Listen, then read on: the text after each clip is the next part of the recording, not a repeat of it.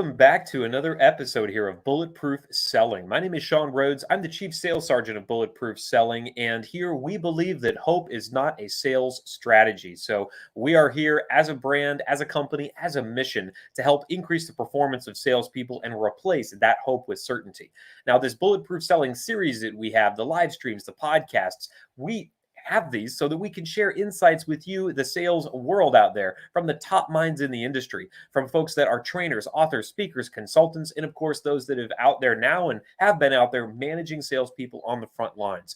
And of course, our commitment here, because we are all about systems, is that I will build a system with my guests that you can immediately implement across your sales pipeline, no matter the size of your team or the size of your goals.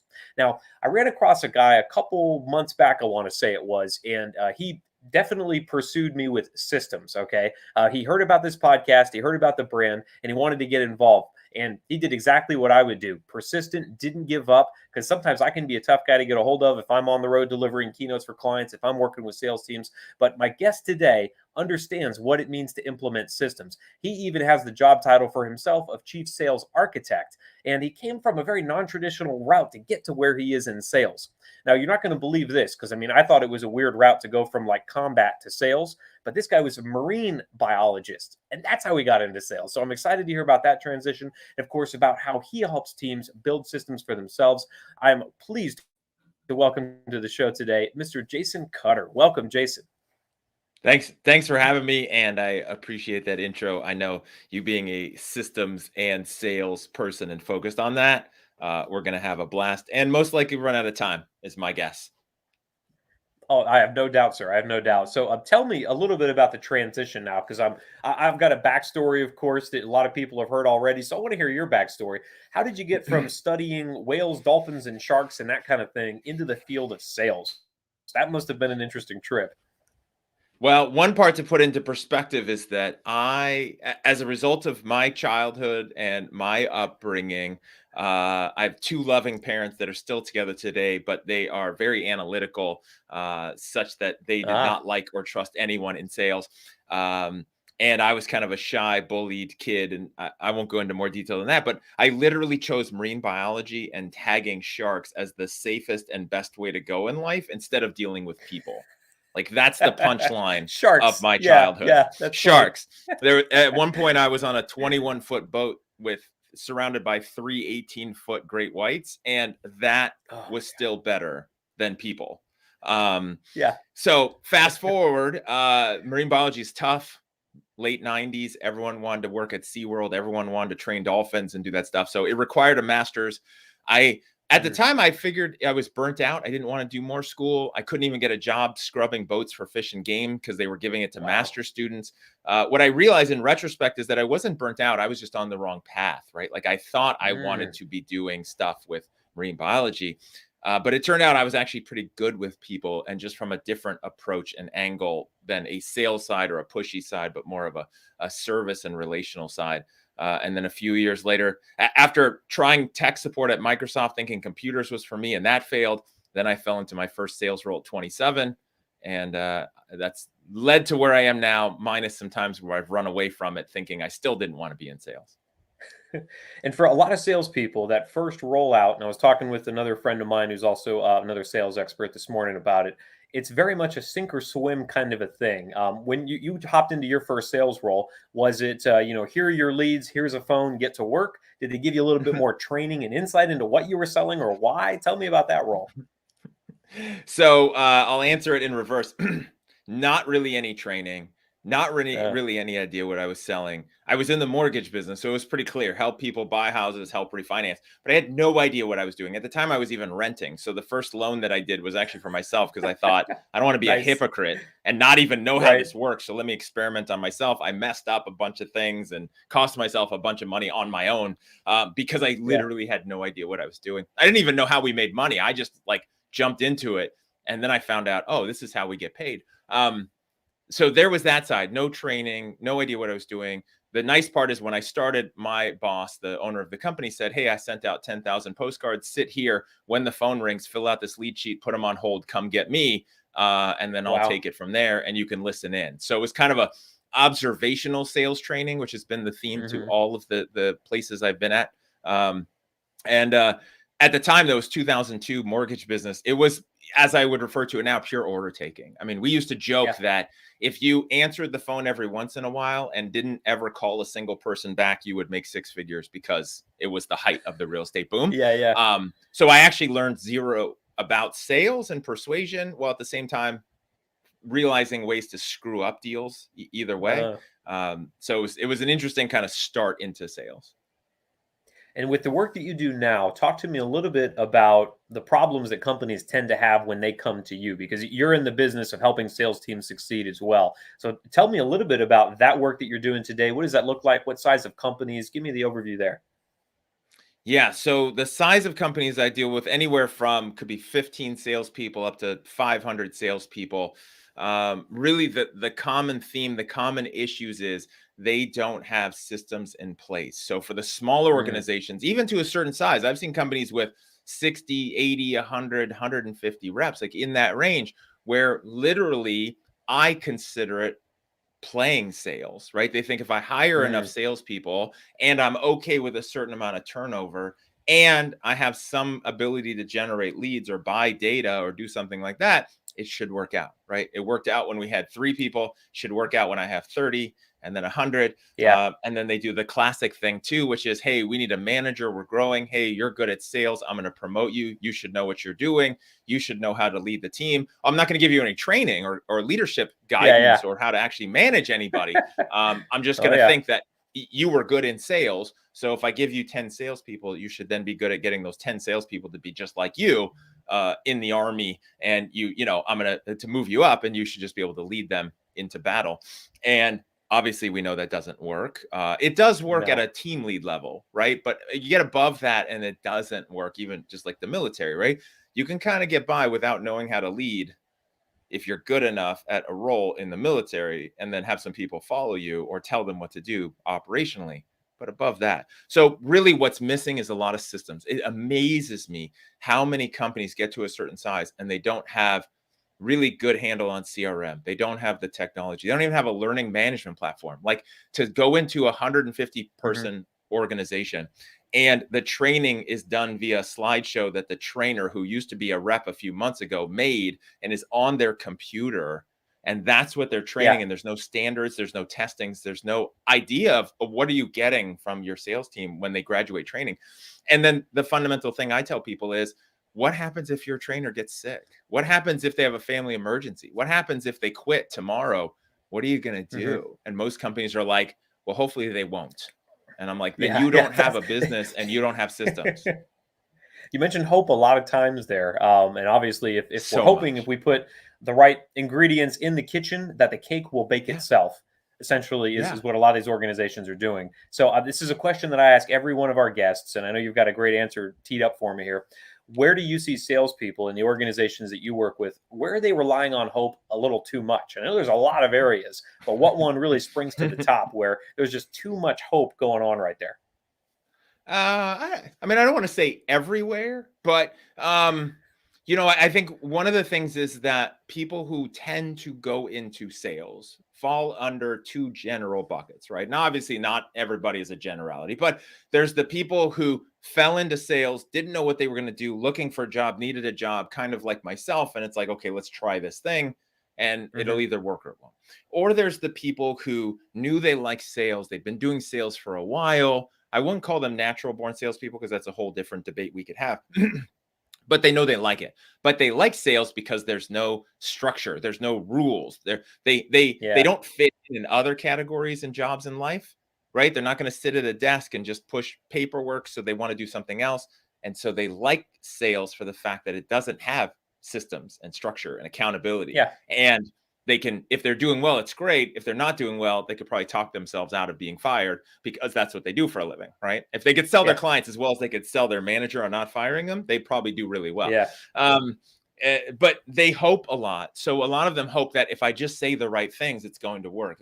If I just make enough calls, or I leave the right messages, or if I just play the numbers game, right? I hear that one a lot, which is, if I just make 100 calls, it should work. But what are you saying in those 100 calls, and who are you calling, and what's your strategy? I hope if I send enough emails, this is going to work out. And there's a lot of people, again, when I say systems, processes, scripts. Most salespeople, like the diehard salespeople, freak out because they want no part of that, because they just want to do what Yeah. they do best and hope that it works out. And then at the other extreme, the people who fall into sales, who didn't like sales, like myself, I look at them and usually they're operating more like an order taker than a sales professional. And they're hoping that if people know, like, and trust them, like Bob Berg says, then people will buy from them. If I could just get people to like me enough, then they'll want to hand me money.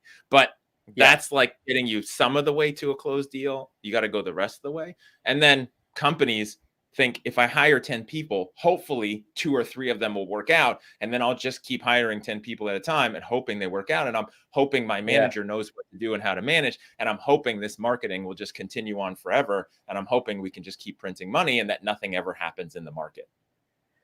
Yeah, which we all know is a really bad strategy. So you mentioned something there that I know a lot of listeners are going to want to know more about, which is, I've got all these senior salespeople. They're kind of running their own ship. And that's a beautiful thing when they're generating money, but not when I need them to abide by company policy because everybody else is running on systems and they're getting the orders to the wrong spot. They're bottlenecking our ability to be more successful here, even though they're producing money and we love them and we, grew up with their kids and everything else, right? It's like those senior salespeople that are not abiding by systems are not doing companies much benefit, even if they're producing revenue. So what do you see the number one thing that you got to start doing as a sales leader to get those senior salespeople on the systems train, so to speak?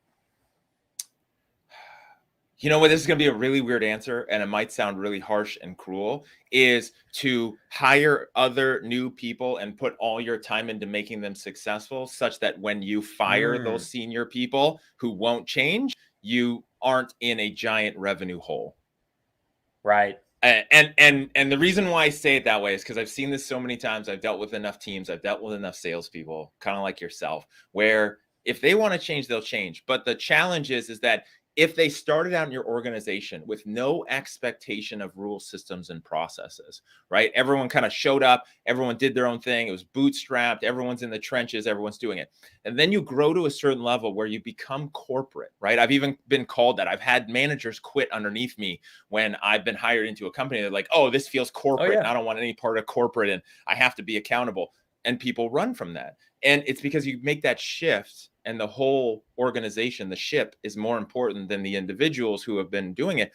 If people came on board without an expectation, you can't ever expect them to change and be like, hey, we're going to do processes and systems and technology in a CRM, and you have to use that now. If you didn't start out that way, it's not going to work, right? Like any relationship. If you and I have a relationship and I never set an expectation, then I want things to be different, I can't assume you're going to be on board. The best thing you can do is hire new people with the proper expectation of what the job entails to be successful as a part of the business, right? Not just playing sales, but business. And then get to the point where, this is one phrase I use too, is the prisoners aren't running the prison. When you feel captive to those top revenue generators who don't like to play with everyone else, but you're afraid of letting them go because they're making you money, you want to not have them have all the power.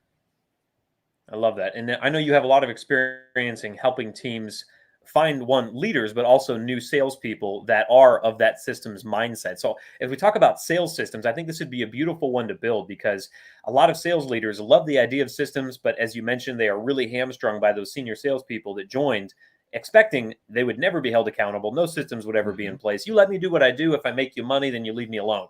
That tends to be the mindset. And obviously we can't scale an organization. We can't hire new people. We cannot be as successful as we want to be unless we have a foundation to build on. And a bunch of cowboys and cowgirls running around there like the Wild West just is not a good foundation to build a state or a nation on, as we learned the hard way here in the US. So I'd love to build a sales system around turning the ship on a sales team. And it's going to involve a little bit of your expertise in how do you find good leaders and how do you backfill junior salespeople that are willing to adapt to systems and to take them on and be held accountable. So when we talk about building sales systems here at Bulletproof Selling, we use this acronym TRIM.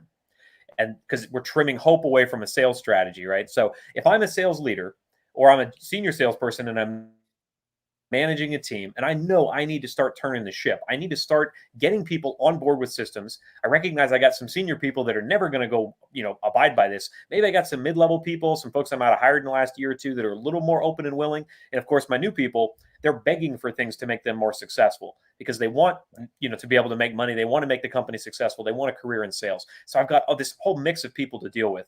But what is the trigger event for turning the ship? Is it firing a senior salesperson? Is it making sure that I'm hiring as many junior salespeople as I can? Is it implementing any system and trying it and see who balks at it? You know what I mean? Like, what is the litmus test for who do I need to keep and who's going to be a problem down the road? What's the trigger event for beginning to get a team into the systems mindset? I think the biggest thing is that when you're making that pivot and when you're going that direction, there has to be a not just documented, but vocalized and believed in mission, vision, and core values. So that is the biggest part of it to me. That's the best place to start. And what happens with a lot of organizations, or let me say this, with every organization, there is a mission, a vision, and a core values. Now, at a certain size, if it's not declared, it's what the company culture has adopted starting from the founder. It's in the founder's head, whether they put it in clear terms of here is our mission. The vision for the company is this. I believe in these values, right? It's always there. It's always present. Even every family unit, every relationship has those things to it. Most families don't ever write that down or are intentional about it.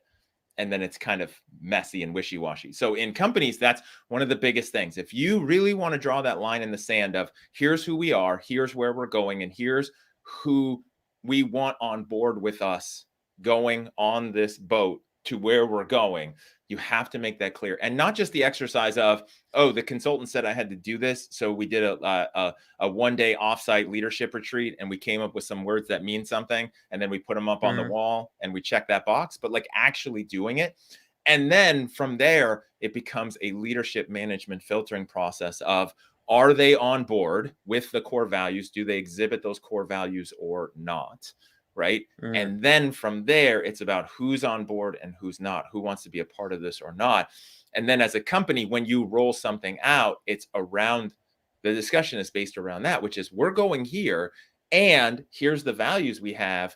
And if you're pushing back on this, do you really want to be a part of this? Because now this is where and again, this is why I said it a few minutes ago. It's really important to understand is it's totally okay if somebody says, no, I don't want to go that direction because you didn't set the expectation from the beginning. Now, if you hire new people today with that expectation, say, here's mission, vision, core values, here's where we're going, here's how we feel about change, so on. And down the road, they say, you know what, I don't want to change anymore. It's like, whoa, whoa, whoa, we all agreed there's a problem here. Like now we've got a serious problem. But if you haven't had that discussion, if you didn't set those expectations with people, all you can do is put it out there. And when you need to change for the business, then it's so important. Like they're either on board or they're not. And you have to understand sometimes. And I've even had this. I've had the unfortunate duty of bringing everybody into a conference room and letting everybody go because I knew everything was going to change about what we were doing and selling such that the old guard would want no part of it, even down to comp plans. And you should never change comp plans, which is why I knew that they weren't going to handle it. And literally had to start over with a new group of people who knew no different, who would have the right expectations and set it forward. So, and if I can, I want to share two more things on that. Would that be all right? Absolutely. Yeah, okay. Go ahead. So one phrase I use from time to time, and I forget more than I remember, but it's really helpful in this. And this is really good for setting the expectation with your team internally is marry the vision, date the strategy. And this is super important for salespeople because a lot of salespeople think I'm marrying the strategy. We do outbound calls. We buy these leads. I say these things. We sell this product at this price. I use this tool and I'm married to that. If that changes, then I'm uncomfortable. The difference is we want to marry the vision. We're going to go here. We're going to help these consumers. We're going to help these businesses. We solve this problem. How we get there is like I'm taking a road trip from California to New York. That's my destination. That's the vision. How we get there, if we get distracted by the world's largest ball of yarn, or if we have a flat tire or a car accident, like those are strategies, right? That's kind of the detours in the road, but we know where we're going. And so that's the big key is to make sure as a statement declared, like, hey, team, marrying the vision, dating the strategy. Strategy may change tomorrow. That doesn't mean we're changing. It just means the tools in the toolbox might change. Mm-hmm. Love it, man. So that's a great trigger. And I often found when I've tried this as well, because I've been that guy that they'll bring in sometimes to deliver this bad news. The company knows they need to start being more systemized, moving in a different direction, and the old guard heels dug in from the beginning. Do you find it also valuable to even ask the old guard, this is what the CEO or your board of directors or your leadership team has said is important? If you have a problem with this so much so that you know you won't be able to execute it, would you raise your hand now, please? Have you found that type of method to be successful? Like, give them an easy way to get out early, because I've found I'd rather have those people gone now than 3 months of them trying to sabotage any growth plan that we're building. Yeah, and I think that is huge and is a big difference in what companies do, because a lot of leaders and managers, using the word you keep bringing up, which obviously I've said too, which I love as a reference to what they do, not correctly from a business scaling standpoint, is they hope that if I roll this out, they're either going to quit or they're going to get on board. Hopefully they're going to get on board, and it's not going to work. For me, I would rather have, even if it was 100 salespeople, 100 individual conversations or a meeting, and then afterwards talk to the people who I know it might be rough for, and be like, hey, here's where we're going and here's why. Right. I think the biggest part is a lot of companies and managers and leaders forget how important the why is. We're changing this. We're putting in this technology or system. We're rolling out scripts. We're hiring a consultant. And then why? Well, we want the company to be successful. We want to grow, and we're hitting here, and we want to get here. And the right people will say, okay, I want to be a part of this rocket ship, and that's amazing. Or they will say, I don't like change, and I want to keep doing what I do best, and I didn't get into this job to X, fill in the blank. And so I think it's important. I think it's also important too from a respect standpoint, which is you're valuable to the team. You generate revenue, which we appreciate. You've been here for a while, and times are a changing. And we'd love you to be on board, but we also understand, right? Like, if you're not happy, life is too short to do things you hate. Yes. I love the phrase, invite them to find happiness elsewhere. It's a better way. And I've been let go using those words too. So I cannot fault anybody for using them. So we've got the trigger. Now, this next piece is going to be interesting because you're a systems thinker. The R in trim is making it repeatable. How do I take this method? Because it's probably not just going to be done once in the course of my career as a sales leader. I'm probably going to have to do it multiple times with any given company as the market changes, as customers change. We're going to have this chat every couple of years. They're like, hey, we got a new company strategy. We realize we have to pivot in these areas. Everybody needs to reaffirm, are you on board? Are you on the ship? Or do you need to get off the bus, to mix a bunch of analogies together? So what are the 4 or 5 or 6 steps? What is that system that you would use as a leader to make sure that you had your steps blocked out for what you needed to do in what order in order to get people on board with the new set of systems? Well, again, I think the best thing to do is to start from before there's even anything that needs to change, which is with recruiting. I mean, I think one of the biggest things, and this is what I've said for years, and then any managers who I help with hiring, is the thing I will tell people is change is a constant, right? If you come on board here, companies of any size, even if they're larger, right? Even if they're, mid-sized, medium-sized businesses, they're still pretty big and they should be adapting. If they're not, they're going to die out or get, beat in the market. So you just have to expect change. And I tell people, I said, change is a constant, not, hey, it's Tuesday, let's just change all the desks and move everything around and put in a new system because we're bored. If we change something, it's because we think it will help us as a business and it will help you. And so that is the key, is that change is a constant. You have to be okay with that. Sometimes we know in advance, sometimes we don't. So you have to set that expectation. You have to remind people constantly. And then when you roll things out, what I have found best is, if possible, give people notice, have a meeting about it, get people to buy in on that change, whatever it is. Again, get the senior people, the internal leaders of the sales team on board, have a separate meeting with them. I've always found works really well. Here's what we're doing. Give me your feedback. Or sometimes it's, here's what we're doing. Your feedback doesn't matter because it's set in stone. Let's say it's a compliance thing. Like what you say and how you want it to be done isn't going to matter. Like, we're stuck on this one. And then I think the key is then get their buy-in. And then when you have the meeting, they're on board and it's moving forward. And I think there's also really good value in, I need to change this. We're going to change this script because we need to put something else in place. Getting the buy-in of people and taking feedback and being like, okay, you're right, we'll change this, so that it's not just me telling you all what we're doing, but it's us working together in some hierarchy. But like, I want to run this past you. If we're going to roll out Salesforce, we're bringing in a new CRM. You don't have a choice. Okay, but help us build it. What do you want to see in it? What would you like it to do? How would you like it to help you? Instead of me sitting on, in the management seat going, here's what I think, even though I haven't been in your seat. Right. And so when you do that, then they're more likely to be on board. And then the follow through. And then with anything that you put into place, anything you want repeatable, anything that you have as a system, anything that you're changing, you must have a way to measure it and hold people accountable to it. If you say, here's a new script coming up. Yeah. There it is. Here's a new script, put it out there, and then have it, hopefully everyone uses it.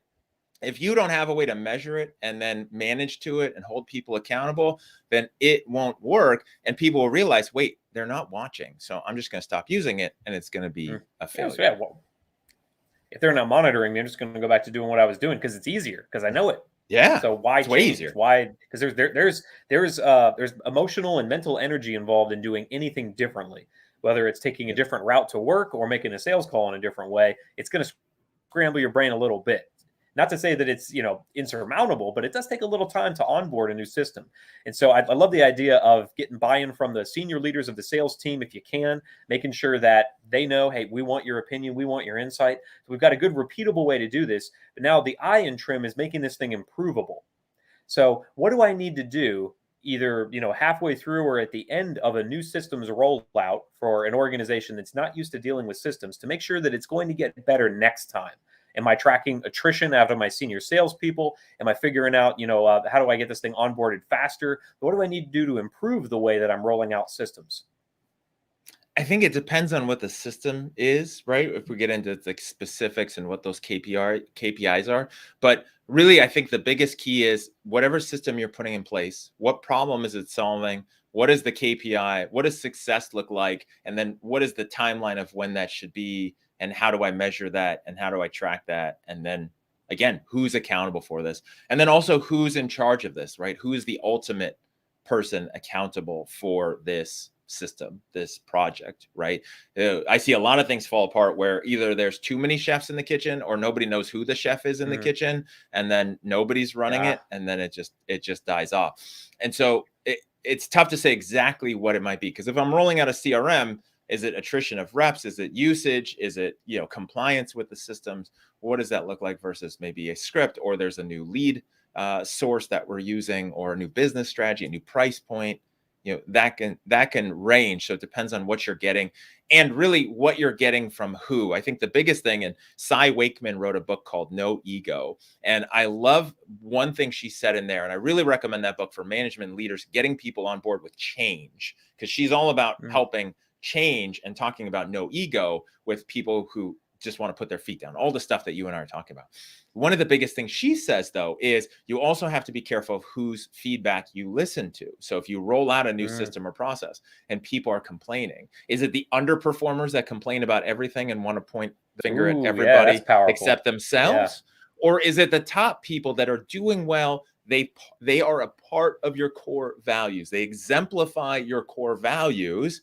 And they're saying, hey, this isn't working, or I don't like this, or I wish we would do something different.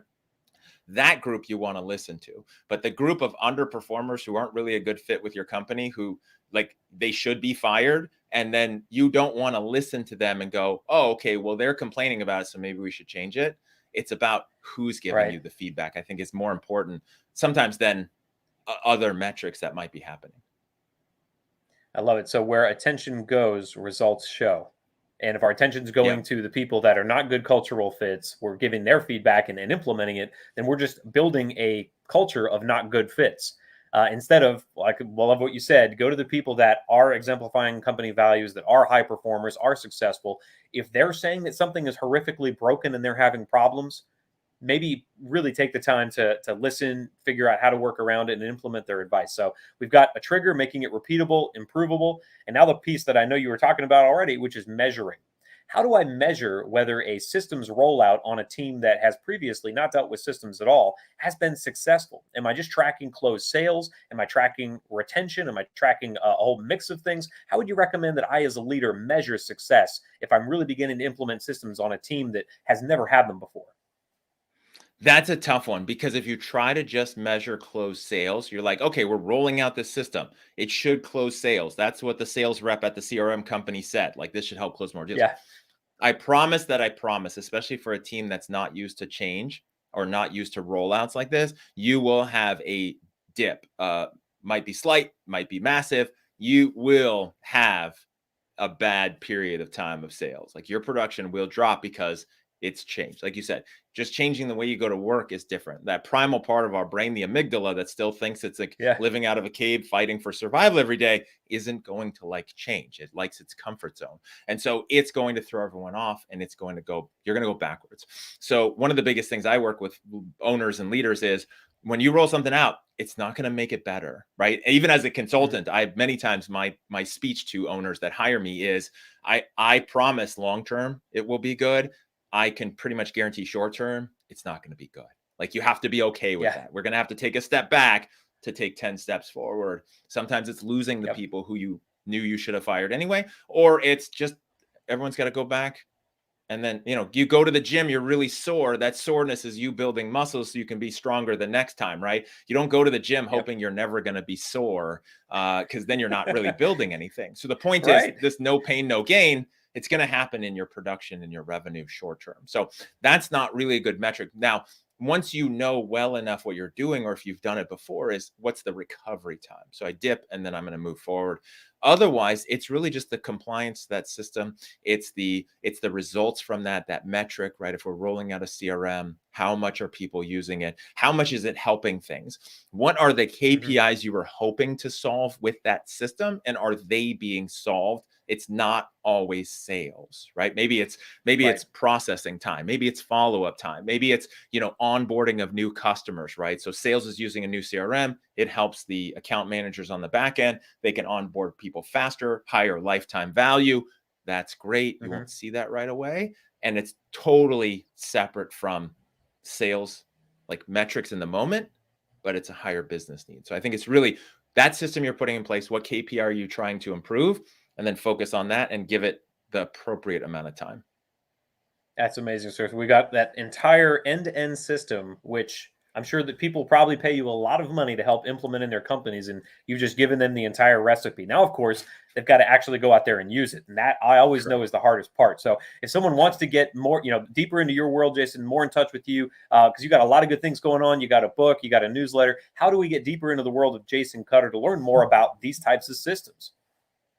The best thing, there's two. One is go to jasoncutter.com. So I've made that as a hub because of the various projects and programs that I have going on. So jasoncutter.com, if you want to find out about the book, Selling with Authentic Persuasion, the podcast that I have, even some of the other training and coaching. I'm super excited about a group training and coaching program that I have coming out. And then also email me, jason@cutterconsultinggroup.com. And let's hop on a call and figure out where you're looking to go with your organization, what you need, and if it's something I can help with, and what the best path might be for that. Amazing, Jason. Well, thank you so much for hopping on the show, and I'm glad that we finally made it happen. We had to play with some dates a time or two, but we're getting two people together that love to talk about sales systems.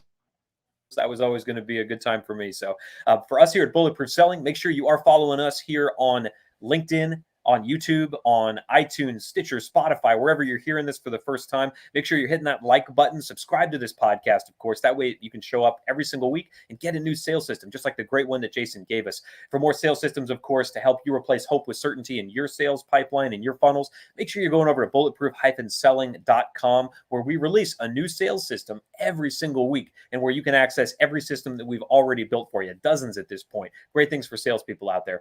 Well, Sean Rhodes here. It's been a pleasure serving the sales community alongside another sales architect, Mr. Jason Cutter. Jason, let's get out there and make sales bulletproof.